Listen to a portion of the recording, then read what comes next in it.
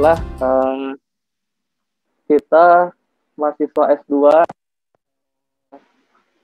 yang tentu dari segi tugas dan juga waktu kuliah dari tugas lebih banyak dan waktunya lebih sempit, tapi masih bisa meluangkan waktu kita untuk beraktivitas berorganisasi di Himpas gitu ya teman-teman sekalian.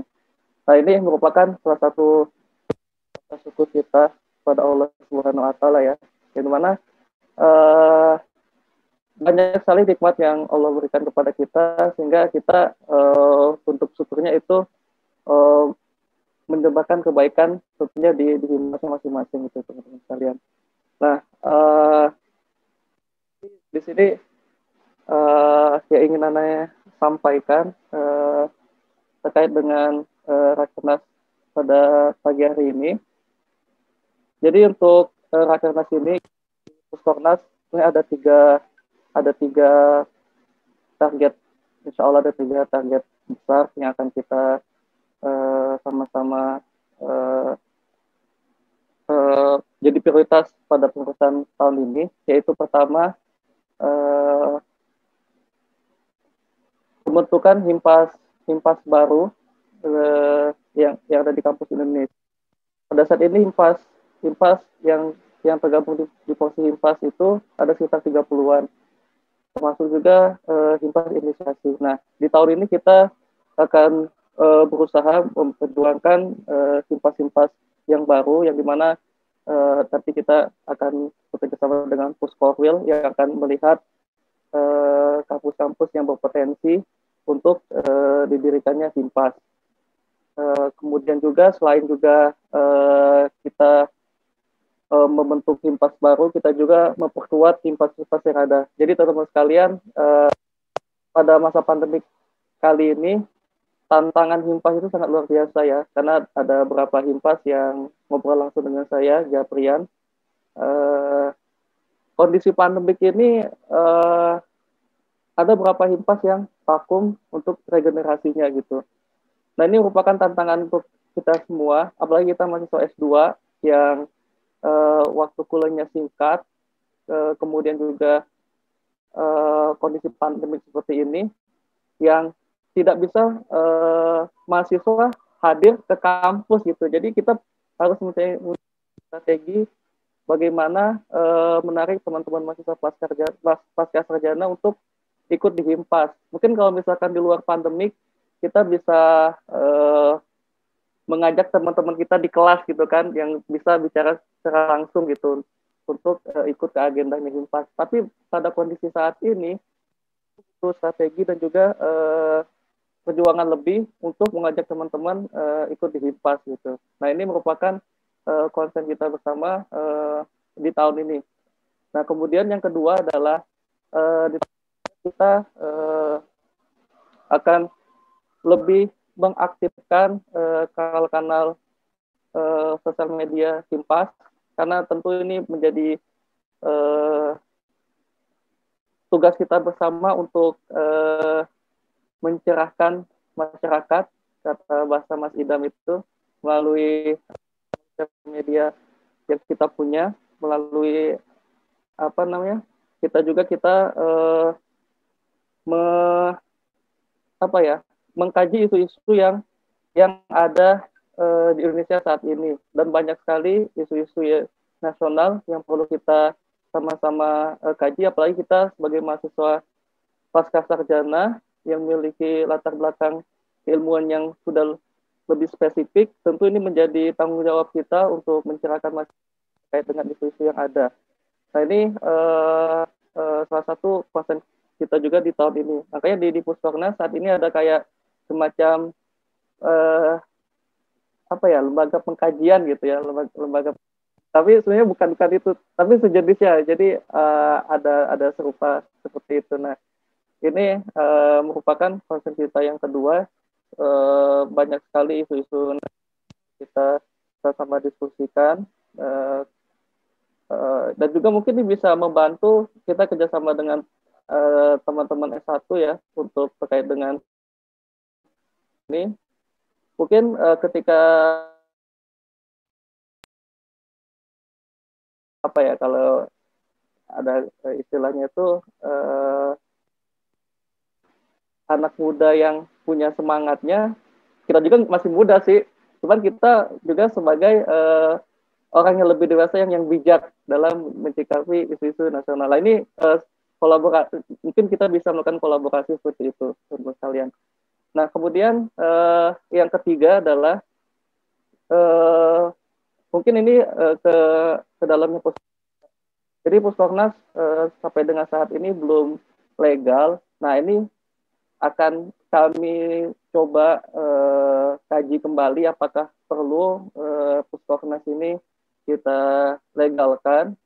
Kira-kira dampaknya bagaimana. Nah, ini di tahun ini juga kita akan fokus ke sana, perlu atau tidak. Dan harapannya kesimpulannya sudah pada keputusan tahun ini dan bisa kita teruskan di keputusan berikutnya untuk melegalkannya, mungkin kalau memang keputusannya adalah untuk legalisasi porsi himpas ini. Baik teman-teman se-Indonesia sekalian, kemudian untuk sama-sama kita kita pahami bersama, kita di Himpunan Mahasiswa Muslim Pasca Sarjana ini merupakan suatu wadah perjuangan ya, merupakan suatu wadah perjuangan yang dimana perjuangan untuk ini untuk bangsa dan tanah air ini sudah dilakukan oleh orang-orang terdahulu. Jadi teman-teman sekalian, Indonesia itu didirikan oleh orang-orang soleh, gitu, orang-orang baik, orang-orang Islam. Jadi kita patut berbangga kita dilahirkan di negeri kita di Indonesia. Nah, di Himpas itu sendiri kita punya 2 tanggung jawab ya. Pertama dari pasca sarjananya, yang dimana tanggung jawab keilmuan kita. Yang kedua adalah muslimnya, yaitu keislamannya. Nah, di sini kita bersama-sama memperjuang sebagai wadah perjuangan kita untuk Indonesia lah gitu. Nah, Indonesia ini didirikan oleh orang-orang soleh ya.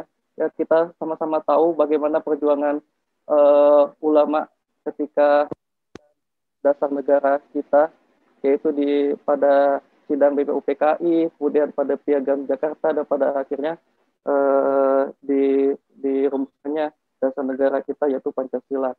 Mungkin teman-teman sudah pada tahu sejarahnya bagaimana para ulama, orang-orang soleh memperjuangkan pada dasar negara kita itu ada 7 kata, itu spesifik ke umat Islam ya. Lengkapnya lupa menjalankan syariat Islam yang pada intinya pada Piagam Jakarta. Akhirnya disepakati, yaitu 7 kata itu dihilangkan, dan akhirnya hanya ada ketuhanan yang Maha Esa. Nah, ini juga merupakan perjuangan para ulama ya, yang dimana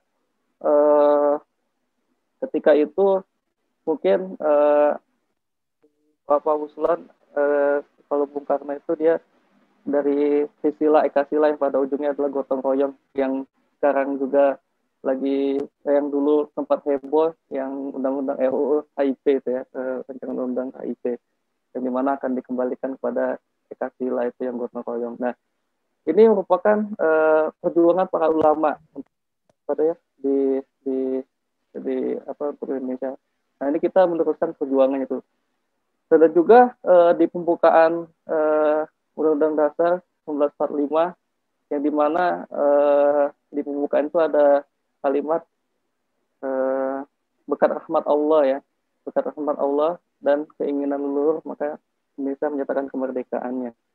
Masya Allah sekali, dia para pahlawan kita waktu itu melibatkan Allah dalam perjuangan. Dia nggak dalam pembukaannya berkat perjuangan para pahlawan Indonesia maka menyatakan kemerdekaan, tapi berkat rahmat Allah. Artinya di sini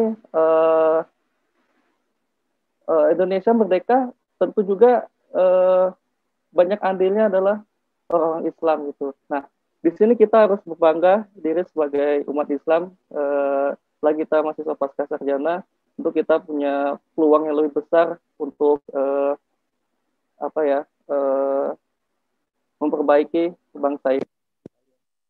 Nah, ini merupakan apa ya suatu yang harus kita ingat dan yang perlu kita sama-sama banggakan gitu sebagai bangsa Indonesia.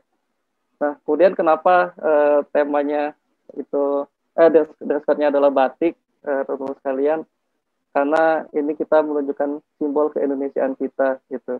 Jadi kita pada Rakernas hari ini menggunakan baju batik.